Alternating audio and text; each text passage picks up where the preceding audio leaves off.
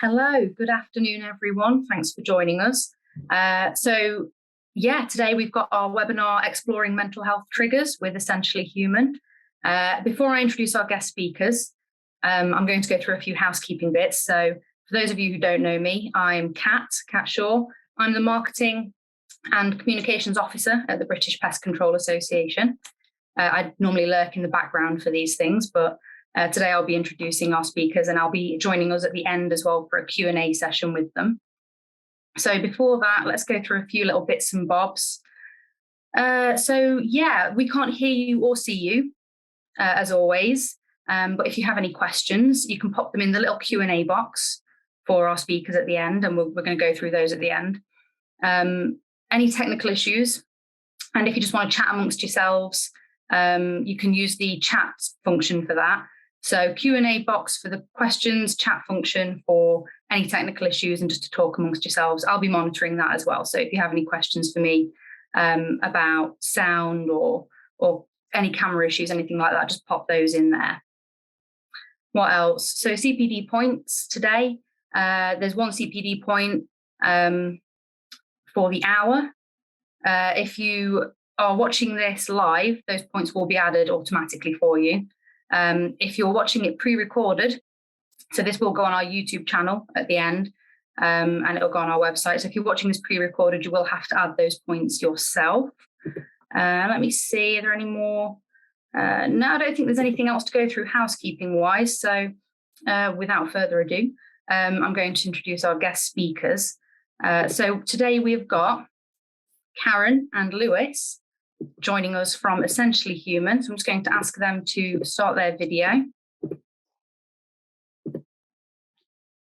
Hi, Karen. Hi, Lewis. Hi, Kat, and thank you. Thanks for the introduction. No problem. First time, so I hope I didn't fumble it too badly. Right, so I'm going to let you just crack on. So I hope everybody enjoys the webinar. I'm going to mute myself and stop my video now, but I'll be, like I said, I'll be lurking in the chat section if anybody wants to say anything. So best of luck. Thanks, Kat, and thanks for introducing us. So welcome, everybody. It's lovely to be here this afternoon with you. Lewis and I were expecting maybe a dozen, 20 or so people, so absolutely delighted. There's 100 of you out there and counting. The number's still going up. So welcome, everyone. We've got an interactive hour planned, so it's not a session where Lewis and I are going to be sit here showing PowerPoint slides and talking at you. We very much want to get you engaged, which is a little bit different on a webinar to how we'd normally do it in a meeting room. However, we have got the chat function, which hopefully will work well for us today. And we've also got a poll lined up, which Kat's going to organise for us partway through. So really keen to kind of get you involved and get you thinking about what we're going to speak to you about this afternoon. And some of you might have seen the article that we published in the BPCA magazine last month, and maybe that's intrigued you a little bit to dig a bit deeper and actually jump on the call and find out a little bit more about what makes you tick.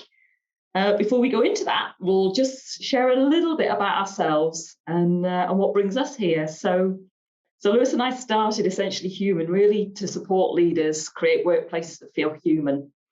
Ultimately, we feel that we spend an awful lot of time at work, and people need to be happy and thrive in doing what they do, what they choose to do. So that's kind of where our passion for Essentially Human was born, and it's come from our own very challenging experiences of corporate life, very different backgrounds, and we're not going to share that in any detail today on the call. But we've both had worked for organisations in different sectors. And I've experienced the kind of pressures and stresses that we feel in working life, and is quite common for people. And we both felt that there must be a better way. There must be a better way to spend our time, our working lives, where we can actually enjoy ourselves and enjoy what we do. Yeah, so that led us to, as Karen's just alluded to there, it led us to try and answer three key questions. One, what makes us human? How do we help people be the best versions of themselves? And how do we improve engagement and the way we work together? So knowing who we are and how we respond to our environment is fundamental to our growth. And we believe that to be the best version of ourselves, we need to know ourselves more deeply. So that's what we'll begin exploring today. And a great place to start is noticing how we feel. Yeah. So we're going to explore our feelings a little bit more deeply. We're going to give you an experience of working with something that's real for you, maybe something that's happened even coming on the call today, but maybe part of your day-to-day or certainly part of your working week. We'd like you to think about maybe a recent example of a situation where you've had an emotional reaction. I'm going to get you to pause and just to explore that situation a little bit more deeply. And I've got some slides to share just to help guide you through this little bit of reflection. So let me just share the screen a moment and see if I can find the right slide.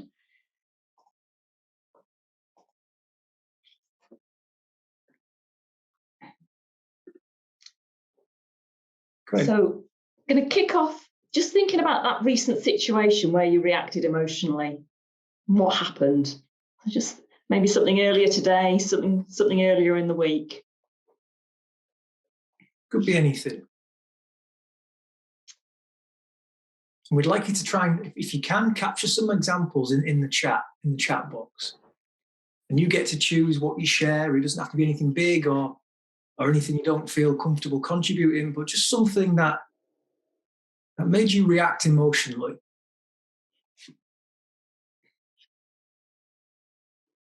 So I can certainly think of an example I've had this week of an email that I received.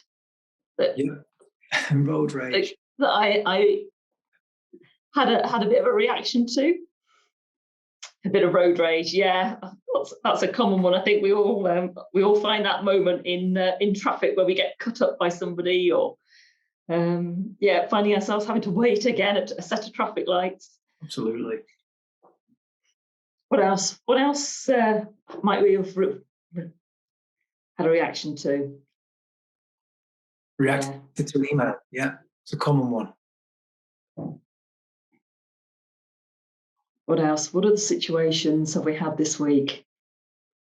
Oh, wow. Jeez. Yeah, I think I'd have had a reaction to a small fire in front of me. Me too.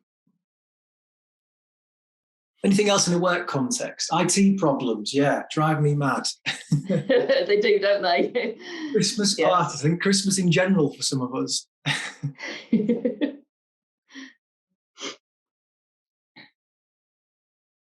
Somebody not doing what they were supposed to do, a van breaking down, especially this time of year. It's cold out there and it's been very wet and windy as well. Price of diesel. Plan B, wow.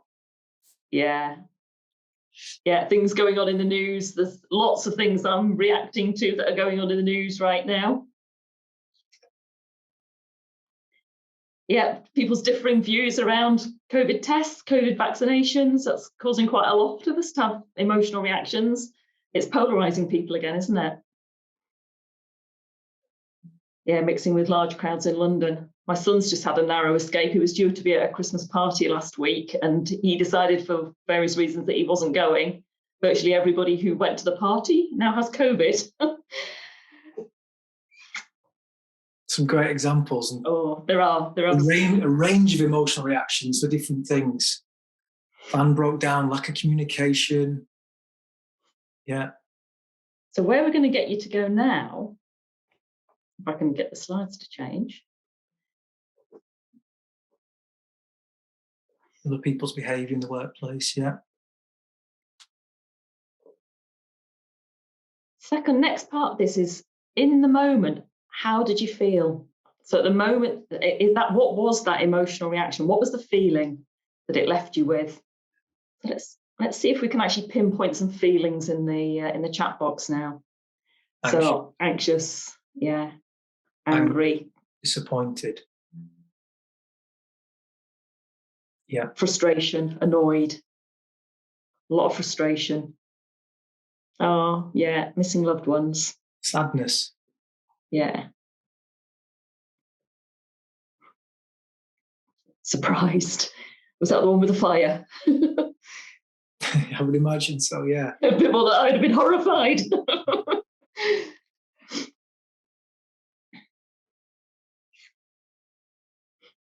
shock, angry. You can see quite a wide range, some worry, ticked off. See, people are staying pretty polite. We've got a polite group out here, Lois. Yes, I'm horrified. Tired, yeah, overwhelmed. Overwhelm's one we come across a lot, feeling overwhelmed for all sorts of different reasons. It's often quite hard as well to pinpoint how you feel in the moment when you have those emotional reactions. Cried, daughter's grad. I'm imagining there's a bit of pride there for David. His daughter's graduation. Fortunately, he's actually been able to celebrate, which is lovely. Yes, sad. Right. A lot of pride. Depressed, low. Okay, great. Brilliant. Thanks, everybody. And the last question I'm going to move to is, how do you feel now looking back? So looking back on that scenario, how do you feel now looking back?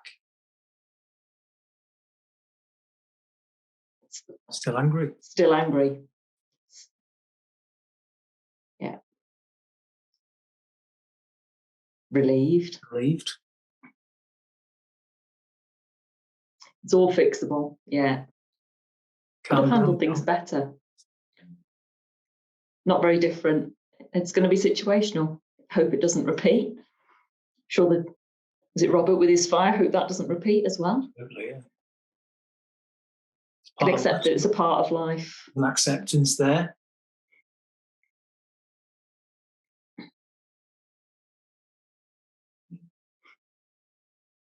Life's full of ups and downs. Is that the one you're going to pull out, Karen? I think. Yeah, it was, and also the happy and relieved. Yeah. There's light at the end of the tunnel. So there's some mixed responses in terms of now, given there's a bit of distance and time from some of those events, some of those emotional situations perhaps are still playing out. You're still in those situations, depending on what you gave as an example. I'm just going to stop sharing the slides for a moment.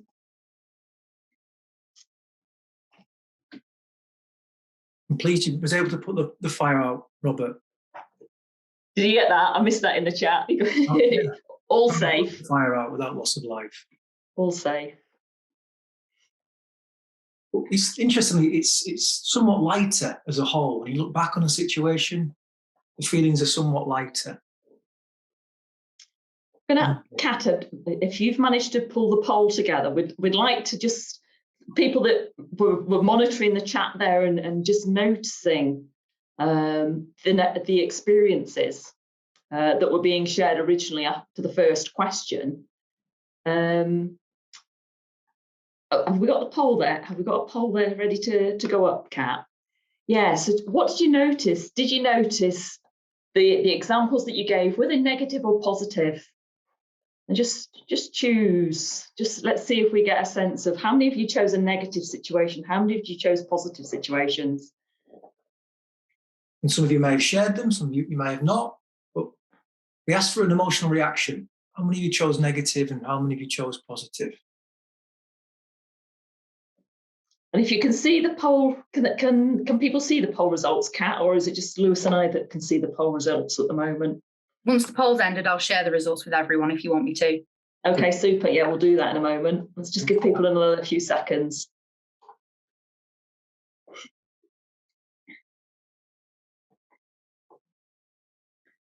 A little bit of research here, Lewis. I think interesting with the numbers, how it's playing out.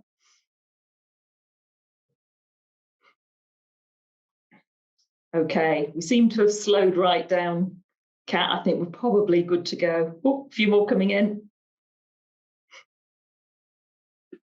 Yeah. All right, so I've ended the poll for you and I've shared the results. Fantastic. So what do people notice?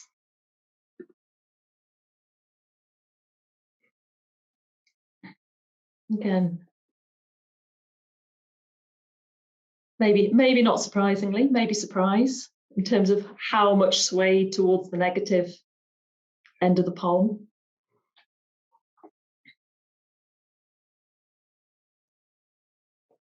So we've got 23% positive and 77% negative. Lots of negatives. Yes, yeah, you're right, Darren. Yeah.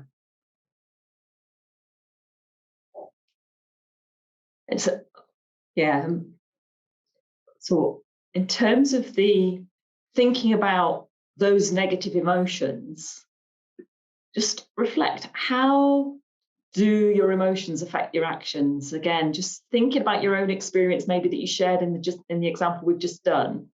But if we think about, for 3/4 of the group, it was a negative experience that they've shared. And maybe you're already a little bit preconditioned to come on the call knowing that we're talking about triggers and mental health today. So a little bit of that kind of might have been, you kind of expecting it to be focused that way. But actually, there's a lot of evidence to suggest that as human beings, that kind of ratio is actually very normal.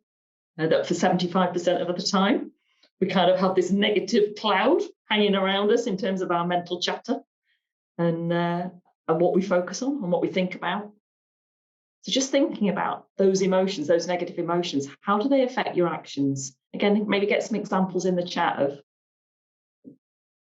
what do we notice about how we feel and how it influences what we do.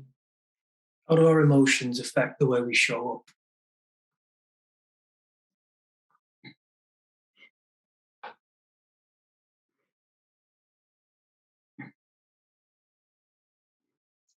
So I know for the email example one that I gave, my tendency is, if I don't pause and stop, is to fire an email back based on how I'm feeling, maybe, rather than, sort of giving it a little bit of time to reflect, which can end up then getting into an emotional reaction with the other person. So our emotions drive the way we think, feel, and act a lot of the time. It's our emotional state that determines how we interact with the world. And if we're predisposed to look at the world with negative glasses, it can lead us all to a bit of a gloomy place. 75% of our time is spent with negative thoughts or feelings on the whole, according to modern day psychology. Great reflection then. In your email situation, I always wait until the next day before pressing send. Great advice. Great advice. Yeah, we've all been there as the email warrior at times, haven't we? Just sending out that email and then going for a coffee and coming back 10 minutes later and rereading it and going, why did I say that? What should I have done that? It takes that reflective space to be able to do it. Our emotional reactions are a signal to pause. And when we can recognize that we've kind of got a negative emotion running for us, it can be hard to do that when we're still in it. So some of you, when we put up how are you feeling now, sort of now that the event, the emotion, you've moved on, a lot of you are still actually signposting you're still in it. So emotions create a chemical sort of imbalance in our bodies, and when those chemicals are still flooding our bodies and running through our bodies, it's really hard for us to be kind of rational and see things with having those chemicals settle gives us a fresh perspective, a different perspective. So there's quite a mixed response to that question in the chat, that some of you with time and space can look back on those situations and see it for what it is, that it actually seems relatively perhaps insignificant, or it's not as important as it was, or you can see it with a fresh perspective. When you're still in it, and some of these things, the COVID situation is, we're still living with this pandemic and rules changing and different requirements of us, as an example. So it's kind of something we're living with constantly. So we kind of just think we're perhaps settling, and then we get a new bit of information, a new bit of advice, and it triggers it all off again, kicks it all off again. Try to focus on the positives. Not always easy, but means you feel better and not angry and sad. Absolutely. But it's not always easy. You're right. It's difficult because we're predisposed. Our brains are built in a certain way and we're programmed in certain ways. Like Karen just alluded to then, society programs us in certain ways to think, feel, and act negatively. So it takes a lot of effort and a lot of energy to ensure that we try and focus on the positives rather than the negatives. So we've intentionally just spent a little bit of time this afternoon getting you just to tap into something that's real for you, to understand that your emotional reactions are a great place to start getting to know yourselves more deeply. When you make sense of why certain people, places, and situations get under your skin, it's the start of becoming more self-aware. And these emotional reactions, they become your teacher once you're able to train yourself to pause in the moment, like one or two of you have put there, just taking a moment, pausing. And by pausing, we give ourselves the space to respond rather than react. And that's the key. If there's one thing we'd love you to take away from today, it's that our emotional reactions, our triggers, are a signal to pause. And what might seem like a simple practice isn't always easy. Yet over time, that's what builds our inner confidence and resilience, being able to pause and putting ourselves back in the driving seat. It's about training ourselves to get to a place where we can really trust ourselves to self-regulate. Yeah. We can take steps towards taking that responsibility for the way we think, feel, and act. When we're in the emotional reaction, when we're triggered in the moment, it can lead us to do things that, we can look back and regret. With hindsight, in the moment, we find it really, really difficult to regulate ourselves. However, we can train ourselves to just pause and give ourselves a little bit of space and time. Over time, we create some awareness. We can take greater and greater amounts of responsibility. With that responsibility comes new choice. I think, speaking from my own personal experience as well, by allowing our external environments to trigger our emotions, we give our power away. And in some sense, we sell ourselves short in that process and undermine the way we feel about ourselves. When we look back and we think, could I have dealt with that better? Should I have maybe done something different in that moment? We actually internalize it and we feel worse about ourselves and the relationships that we have. So the next question, I guess, then is, why is it so difficult to just simply stop reacting? Why does it take so much energy and effort to not react?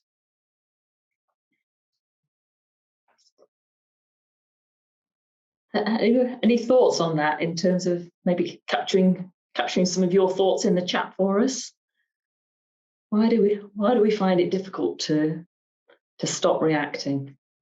Why are we predisposed to seeing the worst in situations, seeing the worst in people, and having these emotional reactions? I think it's a natural instinct to react. Absolutely right, David. Yeah, we are biologically wired to react. Yeah. We are. We're programmed for survival. So our predisposition, is for our brains to prioritize fight, flight, freeze, and everything is perceived as a threat. Have to train the brain. It seems to take work and practice. Reaction is instinct. Yeah. Not reacting takes more thought, 100%. It really does. Yeah. Great comments. Yeah. Oh. Those survival mechanisms, they override all the rational parts of our beings. And we perceive everything as we did, when we were sort of very primitive beings, seeing the predators out there on the savannah. We still have that natural instinct within us. That's a great point by Danny. It's not something we're taught to do. It's not something we're taught to do in terms of engaging with our emotions, asking how we feel. It's just not something that's brought to us in our learning as children.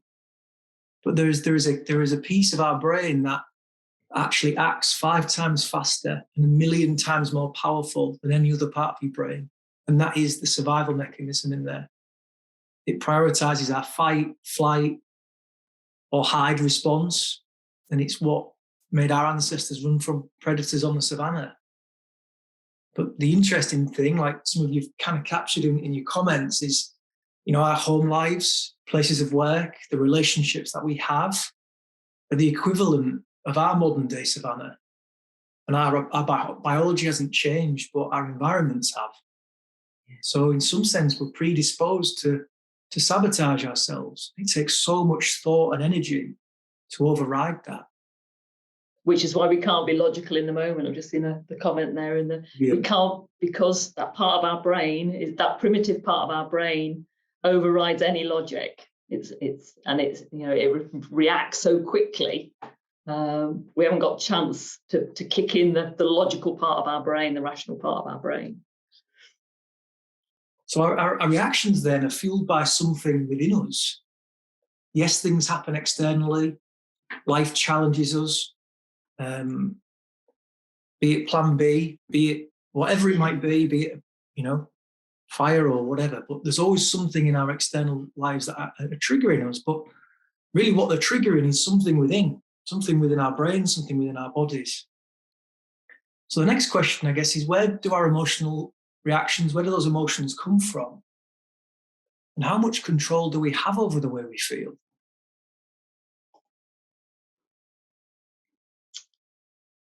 So I think, Karen, you're just going to share. I am. So yeah, in the article we wrote, we shared something called the Johari Window, which is one of many ways, a little tool that we can take a look at to think about what's going on for us individually. So let me just do a screen share. Hey, where's it gone? There we are. Bear with me a sec. Great. Okay, so some of you may have spotted this. This was in the article that we put in the magazine. So just really quickly, in terms of what it's trying to describe for you, is so on the left-hand side there, we've got in the top left-hand corner. There's a part of us that's known to ourselves, and there's a part of us that's known to other people, and that's known as our public self. So the bits that we've, I think I put in the article about in the bit that we might write in a CV about the bits of us that we own around our personality, our strengths, our talents, bits of us that kind of we just take for granted in some ways that we know that we might be a good planner, a good organizer, a good conversationalist. These are kind of all bits that we're quite happy to share with other people and be aware of and others see in us. And then on the far top right, we've got the bit about ourselves that we know about ourselves, but maybe we wouldn't share with other people. So these might be things that we think perhaps other people have got different hobbies, different interests to us, so we keep things private. So for an example of mine is I trained to be a yoga teacher. It's not something that I'd share with everybody, and I wouldn't put it on a CV. I don't currently teach yoga, but it's something that I know about me that would normally it would be private. Then if we go to the bottom left-hand corner, so this is the bit that is unknown to us, but others can see it in us. So this we've described it as blind spots. It's the area that ideally we want to narrow. So this is, in an organizational context, perhaps, or even in a personal relationship, this is the bit where your partner or your manager or a colleague might share something with you in terms of feedback that you don't necessarily see it in yourself. But either it could be a strength and something that you're good at, that you've become blind to, and you're not aware that you're good at it, which can be great to get that feedback.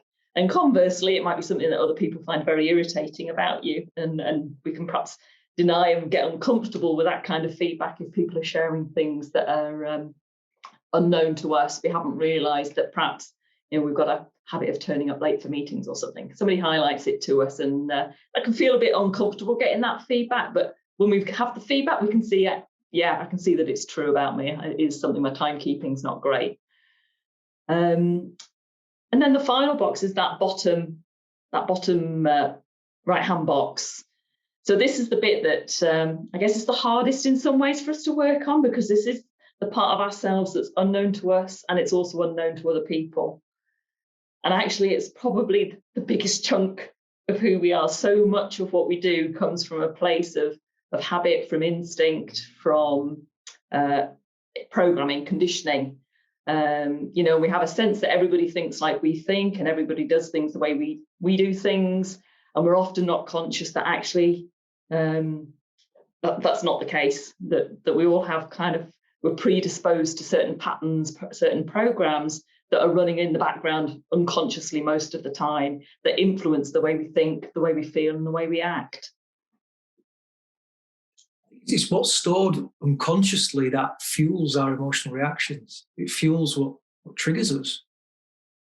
I want to share a bit of a story with you which highlights what we mean by that. So do you want me to share screen, Karen? Here? Sorry, yeah. Do you want to share it or? Yeah.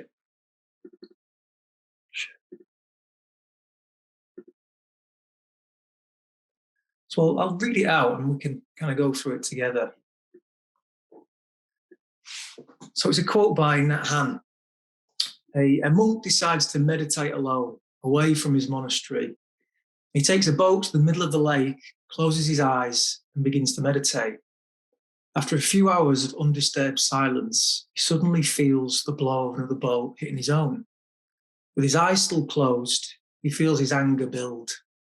And when he opens his eyes, he's ready to yell at the boatman who dared to disrupt his meditation. But when he opened his eyes, he saw that it was an empty boat, not anchored, floating in the middle of the lake. And at that moment, the monk reaches self-realization and understands that anger is within him. It simply needs the hit of an external object to trigger it. After that, when he meets someone who irritates or provokes his anger, he remembers the other person is just an empty boat. Anger is inside me. Before we move on, I'm curious, what's that raised for people? What are some of the thoughts? Yeah, it's very powerful. It is. We'll share it. We'll share these materials after the call today. It's quite thought-provoking, isn't it? In terms of how much of that, a lot of you in the earlier examples, there was frustration, irritation, anger. They're destructive emotions, and they can cause us a lot of, from a health and well-being point of view, and they can cause us a lot of issues. It comes from within us. Great comment there, Carol. You never know what's going on for someone else. Think about our own reaction. We've all got our own battles, struggles, mental chatter. I can hold my hand up and say I've got those still. Like Graham's should be happy he's got 2 votes. Love it. Fantastic. Yeah, and it's not only the anger that Nat Han alludes to in that quote or little piece. It's the full range of emotions that reside within us. They do. We believe that the cause of our emotions always lie outside of ourselves. We're very quick to, it's the email that's come into us that we're blaming the other person. It's the person who should have done something. We're very quick to find fault outside of ourselves for the way we're feeling. And again, that's kind of human nature. And there's work we can do to try and understand that for ourselves. And when we start to understand it, then we can take more responsibility for those emotions. A number of you kind of got the counting to 10, which is the equivalent of us saying to pause. That being able to just slow ourselves down and not react immediately, buy ourselves a bit of time, allows those emotional chemicals to settle. So if we can stay keep hold of the calm, 5 to 10 seconds. A number of us have been taught that with good reason, because in that 5 or 10 seconds, those emotional reactions, the chemicals that are coursing through your body, they start to settle. And that initial rush of anger or sadness, depending on what the emotion is, just has time to just settle a little bit. We can just start to engage the more rational part of our brain. So those chemicals that stop us being able to think rationally, logically. So gaining awareness to why we think, feel, and act the way we do. Once we start to understand ourselves and our biology and what makes us human, that helps breed inner confidence and resilience. When we don't know these things, we're at the mercy of our biology. We're at the mercy of our instincts. And when we don't understand what's driving us and why it's driving us, it can lead us to do things, to say things, to feel things that, you know, don't make us feel good, and ultimately impacts our mental well-being, and the way we show up in the world. Karen just said there, knowing ourselves deeper puts us back in the driving seat. And we're no longer victims of our unconscious reactions. And when you do that, I think, yeah, the key to being able to do that is, well, we not only improve the relationships we have with our partners, with friends, with colleagues, with our children, we actually improve the most important relationship that we'll ever have, and that's the one we have with ourselves. Because I know when I've blown a fuse, as Pippa's just added there at the end of the day, does it do us any good to blow a fuse? No. I know when I've blown a fuse in the past and then looked back on it and thought, I could have done better. What would the best version of me have done in that situation? Would it have been what I did? We do. We all have the best version of ourselves, that it's innate in all of us. We're born good. Life throws challenges at us, and we lose sight of who the good person is within all of us. You know, so in those moments we become irrational, and we say things, we do things that, don't necessarily bring out the best in us. We've all got that there. It's all there to, when we can hold on to it and remember it.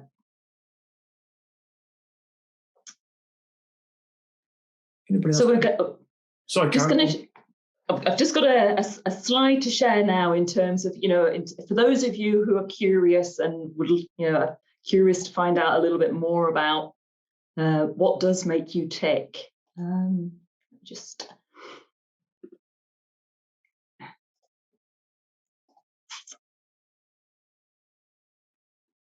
We'd like to introduce you to the Human Within. And the Human Within is a program that Lewis and I have been running this year for people who are, challenged by life in some challenging roles in organisations, and obviously have been challenged by the pandemic, and have been finding life at times a little bit overwhelming and wanting to make sense of it for themselves. And we've been running this in organisations, but we've decided in the new year we'd like to offer it up as an open programme. So we'd just like to share with you that the programme's going to start at the end of January, 28th of January. We're going to be running it over 8 weeks on Zoom. So it's hopefully, we'll attract people from very different organisations and from around the country. Half day morning session, 3 hours from 9:30. We're probably going to restrict the places to around 18, because there is something about creating a safe environment where it's an experiential program, where we want people to, like you've been able to do today in the chat, actually get into some breakout rooms and actually unpack and unpick and make sense of some of their own emotions and feelings, and be able to talk about that in a safe way and be able to make sense of it. So we'll be sharing a link again in an email. We'll pop it into the chat for anybody who might be curious to take a look. We're looking at the price to join us on the programme is £595 for the 8 weeks, and that will include something called a print report. And print's a really powerful profiling tool that we use to help people. It's almost a mirror to help people start to get an insight as to where they need to look. So we talked about the unconscious in the Johari window there. What the print report does is starts to reveal some of what's in that unconscious box, and plays back some of the patterns, your programs and patterns, in a way that can be very, very valuable to help you understand and work on yourself at a deeper level.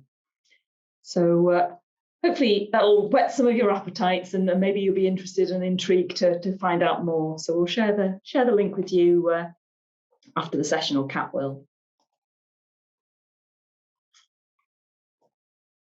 And I think, just to add as well on the programme, it also addresses what undermines our ability to be the best version of ourselves more of the time. Ultimately, why is it that we look back on certain reactions or times we've been triggered? And why is it we look back and think, I could have done better there? What is going on within our brains, within our bodies, to think, was that really the best version of me? So you get to explore what that is for you. And that's different for each of us. But making sense of our experiences and our actions it really lays the foundations to building confidence, self-esteem, and over time it can really transform your life.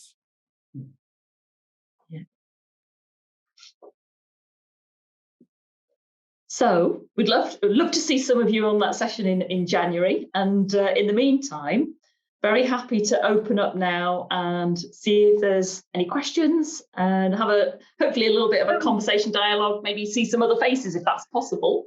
I'll help you with those questions. We only have one actually, because I think the way that well done, first of all. Like, it's probably one of the more unusual webinars we've had in terms of structure. Normally it's just kind of napped, giving a lot of information and with a presentation and things. So it was nice to have so much interaction in the chat section today. So thanks everybody who was interacting there. Let's just have a quick look at this question we've got. It wasn't a question, it was a statement. There is no such thing as an ending, just a place where you leave the story. Nice. That's very lovely. Who was that from? So Jim Hopkins. Thanks, Jim. No, that was really, really good. Thanks, everyone. So obviously we're a little bit running shorter than we normally would. We'd normally run to about an hour. If anybody has any more questions for Lewis or Karen, do feel free to email us and we can forward those on. So hello@bpca.org.uk. And we'd be happy to forward those on to Karen and Lewis, who I'm sure are absolutely fine with that. Hold on, we've got something coming in the Q&A section. Do you know where I can go to get training to become a mental health first aider? That's a very interesting question, actually. It is, and one we'd have to get back to. No, it's the short answer, not specifically. I tell you what, actually, mental health first aid training, I would probably hazard a guess that our operations manager, Lorraine or Nat, might actually have an answer to that there. So what we'll do is I'll send out a little update after this to anybody else who's interested. Again, email us at hello@bpca.org.uk. But Mark, I'll get an email out to you with an answer to that. Fran, what time did this start today? It started at 3, Fran. We started at 3 p.m. Will you be sending details of this event to us? What do you mean by that, Darren? What do you mean by details? The Essentially Human event, there's a link. Let me repost it for you. I'll repost it for everybody in the chat section. So there's the link to the Essentially Human event. You can find out more information there. And again, if you've got any questions about that, let us know. We'll send them over to Karen and Lewis for you. I think that probably wraps it up. Again, for all your CPD and everything like that, if you've got any questions about your CPD points, just drop us an email and we can sort those out for you. But when you've watched it live, you'll get all those added automatically anyway to your accounts. And everybody's really keen to get those CPD points at the end of the year. So don't worry about that. That'll be sorted for you. Karen, Lewis, thank you so much for joining us today. It was really, really interesting. I know I enjoyed it. So I'm really delighted everyone's been able to engage, and it was great seeing people's feedback in the comments. So thanks everybody for participating and thinking about your own situations. Hopefully you've taken away something useful that will get you through the Christmas festive period and help you stay centered and sane. Yeah, help us stay sane through Plan B. Okay? Yeah, exactly. Brilliant. Yeah, remember to pause. Remember to pause. Count to 10. Thank you so much. Thanks everyone for joining us. Thanks to Karen and Lewis. And we will see you hopefully at our next webinar next week, which is with Nat again. It's the waste management webinar, which is next Wednesday at 12:30. So hopefully we'll see a lot of you there. Bro. Thanks everyone. Thanks all. Thanks everyone. Take care.